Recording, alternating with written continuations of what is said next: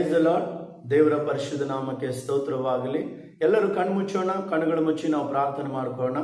ಪರಿಶುದ್ಧನು ಪರಿಶುದ್ಧನು ಮಹೋನ್ನತನು ದೇವಾದಿ ದೇವನು ರಾಜಾದಿರಾಜನೇ ನಿನಗೆ ಸ್ತೋತ್ರ ಸ್ವಾಮಿ. ವಿಶೇಷವಾಗಿ ಅಪ್ಪ ನಮ್ಮ ಸಭೆಗಾಗಿ, ನಮ್ಮ ಸೇವೆಗಾಗಿ, ಹಾಗೆ ಯಾರೆಲ್ಲ ಈ ಯೂಟ್ಯೂಬ್ನ ದೇವರೇ ಚಾನಲ್ನ ವೀಕ್ಷಿಸ್ತಾ ಇದ್ದಾರೆ ಸ್ವಾಮಿ, ಅವರ ಮನೆ, ಅವರ ಕುಟುಂಬಗಳನ್ನ ಆಶೀರ್ವಾದ ಮಾಡು, ಬಲಪಡಿಸು. ಅವ್ರು ಮಾಡುವಂಥ ವ್ಯಾಪಾರ, ಕೆಲಸ, ದುಡಿಮೆ, ಅವ್ರ ದನ ಕರ, ಹೊಲ ಗದ್ದೆ ಎಲ್ಲವನ್ನು ಆಶೀರ್ವಾದ ಮಾಡು.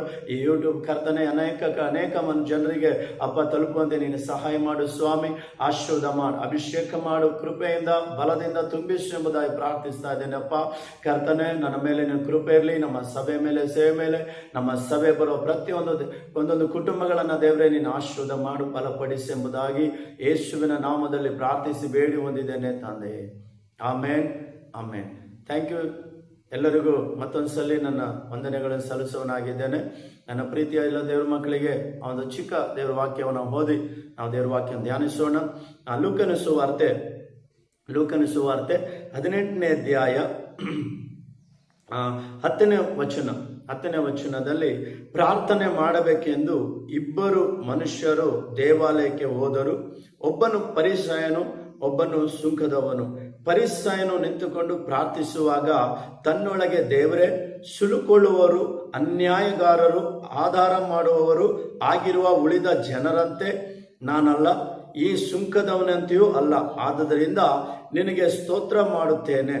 ವಾರಕ್ಕೆ 2 ವರ್ತಿ ಉಪವಾಸ ಮಾಡುತ್ತೇನೆ. ನಾನು ಸಂಪಾದಿಸುವ ಎಲ್ಲದರಲ್ಲಿಯೂ 10ರಲ್ಲಿ 1 ಪಾಲು ಕೊಡುತ್ತೇನೆ ಅಂದುಕೊಂಡನು. ಪ್ರಿಯರೇ, ಇಲ್ಲಿ ಮೊದಲನೇ ಮನುಷ್ಯನ ಕುರಿತವಾಗಿ, ಮೊದಲನೇ ಮನುಷ್ಯನು ಹೀಗೆ ಪ್ರಾರ್ಥನೆ ಮಾಡ್ತಾನೆ. ಅವನು ಫರಿಸಾಯನು ಅಂದುಕೊಂಡು ಏನ್ ಮಾಡ್ತಾನೆ, ತನ್ನೊಳಗೆ ತಾನೇ ಹೆಚ್ಚಿಸಿಕೊಳ್ತಾ ಇದ್ದಾನೆ. ಇವತ್ತು ಯಾವ ಮನುಷ್ಯನು ತನ್ನೊಳಗೆ ತಾನೇ ಹೆಚ್ಚಿಸಿಕೊಳ್ತಾನೋ ಅವನು ದೇವರಿಂದ ಆಶೀರ್ವಾದ ಹೊಂದಿಕೊಳ್ಳೋದಿಲ್ಲ. ಅವನು ದೇವರಿಂದ ಯಾವುದೇ ಫಲಗಳನ್ನ ಅವನು ಪಡ್ಕೊಳ್ಳೋದಕ್ಕೆ ಸಾಧ್ಯನೇ ಇಲ್ಲ.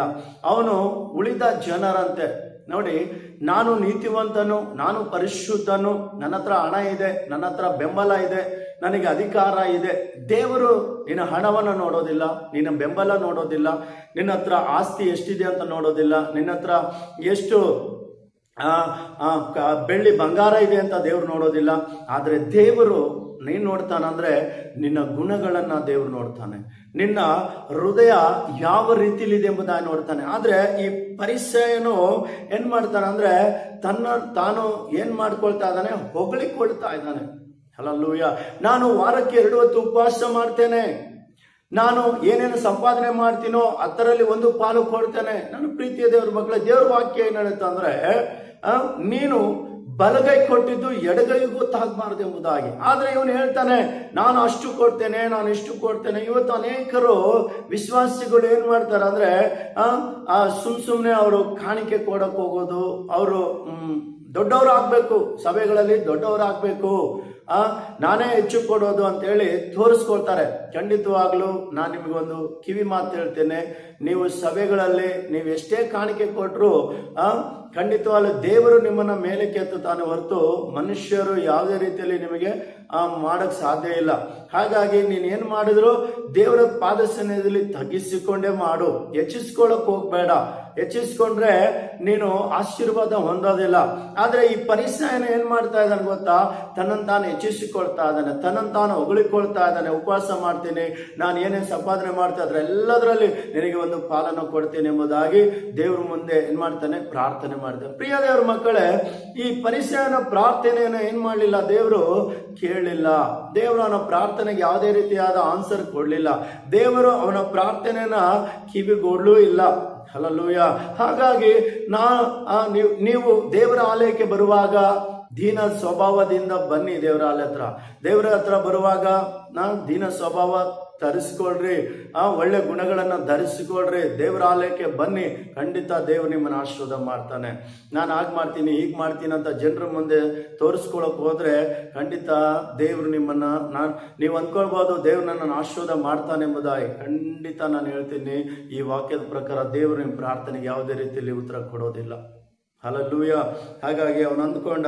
ಆದ್ರೆ ದೂರದಲ್ಲಿ ನೋಡ್ರಿ, ಆದರೆ ಸುಂಕದವನು ದೂರದಲ್ಲಿ ನಿಂತುಕೊಂಡು ಆಕಾಶದ ಕಡೆಗೆ ಕಣ್ಣೆತ್ತಿ ನೋಡುವುದಕ್ಕೂ ಮನಸ್ಸಿಲ್ಲದೆ ಎದೆಯನ್ನು ಬಡಿಕೊಳ್ಳುತ್ತಾ ಎದೆಯನ್ನು ಬಡಿಕೊಳ್ಳುತ್ತಾ ದೇವರೇ ಪಾಪಿಯಾದ ನನ್ನನ್ನು ಕರುಣಿಸು ಅಂದನು.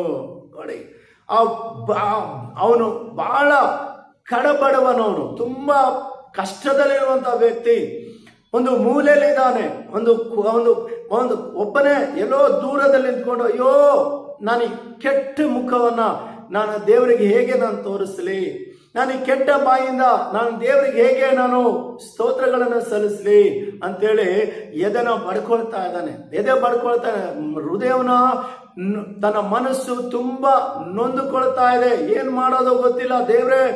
ದೇವ್ರೇ ನನ್ನನ್ನು ಕ್ಷಮಿಸು, ನನ್ನನ್ನು ಕರುಣಿಸು, ನನ್ನನ್ನು ರಕ್ಷಿಸು, ಪಾಪಿಯಾದ ನನ್ನನ್ನು ಕರುಣಿಸು ಎಂಬುದಾಗಿ ದೇವ್ರನ್ನ ಏನ್ ಮಾಡ್ತಾನಂದ್ರೆ ಅವನು ಕೂಗಿ ಪ್ರಾರ್ಥನೆ ಮಾಡ್ತಾನೆ. ಹಲ್ಲೆಲೂಯಾ. ನೋಡಿ, ಇಲ್ಲಿ ವಾಕ್ಯ ಹೇಳುತ್ತೆ 14ನೇ ವಚನ, ಇವನು ನೀತಿವಂತನೆಂದು ಎಣಿಸಲ್ಪಟ್ಟವನಾಗಿ ತನ್ನ ಮನೆಗೆ ಹೋದನು, ಆದರೆ ಆ ಪರಿಸಯನು ಅಂತವನಾಗಿ ಹೋಗಲಿಲ್ಲ ಎಂದು ನಿಮಗೆ ಹೇಳುತ್ತೇನೆ. ನೋಡಿ, ದೇವರು ಯಾರ ಪ್ರಾರ್ಥನೆಯನ್ನ ಕೇಳಿದ? ಈಗ ಪರಿಸಯವನ ಪ್ರಾರ್ಥನೆ ಕೇಳಿದ್ನ ಅಥವಾ ಸುಂಕದವನ ಪ್ರಾರ್ಥನೆ ಕೇಳಿದ್ನ?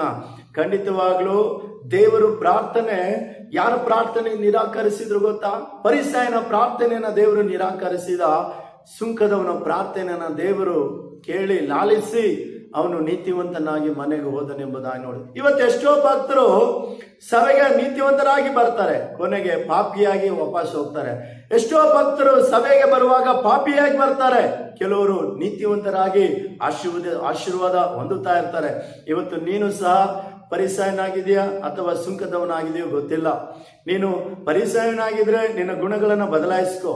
ಒಂದು ವೇಳೆ ಸುಂಕದವನಾಗಿದ್ರೆ ದೇವ್ರ ಹತ್ರ ನೀನು ದೇವ್ರ ಹತ್ರ ತಗ್ಗಿಸ್ಕೊಂಡು ಸುಂಕದವನ ತರ ನೀನು ಪ್ರಾರ್ಥನೆ ಮಾಡುವುದಾದ್ರೆ ಪರಲೋಕ ದೇವರು ನಿನ್ನ ಪ್ರಾರ್ಥನೆ ಕೇಳಿ ನಿನಗೆ ಸದುತ್ತರವನ್ನು ಕೊಡ್ಲಿಕ್ಕೆ ಆತನು ಶಕ್ತನಾಗಿದ್ದಾನೆ. ನಿನ್ನ ಎಲ್ಲ ಅಪರಾಧಗಳನ್ನು ಕ್ಷಮಿಸುವಂತ ದೇವರು, ನಿನ್ನ ಎಲ್ಲ ಸಮಸ್ಯೆಗಳನ್ನ ದೇವರು ತೀರಿಸುವಂತ ದೇವರಾಗಿದ್ದಾನೆ. ಇವತ್ತು ಯಾರೆಲ್ಲ ಈ ಒಂದು ವಾಕ್ಯವನ್ನ ಕೇಳ್ತಾ ಇದ್ದೀರೋ, ಖಂಡಿತವಾಗ್ಲೂ ದೇವ್ರು ನಿಮ್ಮನ್ನೆಲ್ಲರನ್ನ ಆಶೀರ್ವಾದ ಮಾಡಲಿ. ದೇವರ ಆಲಯಕ್ಕೆ ಬನ್ರಿ, ನಮ್ಮ ಸಭೆಗೆ ಬನ್ನಿ. ನೀವು ಯಾರಾದ್ರೂ ದೇವ್ರು ನಂಬಿರೋರಾಗಿರ್ಬೋದು, ನಂಬದೇ ಇರೋರಾಗಿರ್ಬೋದು, ಒಂದ್ ವೇಳೆ ಈ ಸುವಾರ್ತೆ ನಿಮಗೆ ತಲುಪ್ತಾ ಇದ್ರೆ ನೀವು ನಮ್ಮನ್ನ ಕಾಂಟ್ಯಾಕ್ಟ್ ಮಾಡ್ಬೋದು, ನಮ್ಮ ಸಭೆಗೆ ಬರ್ಬೋದು.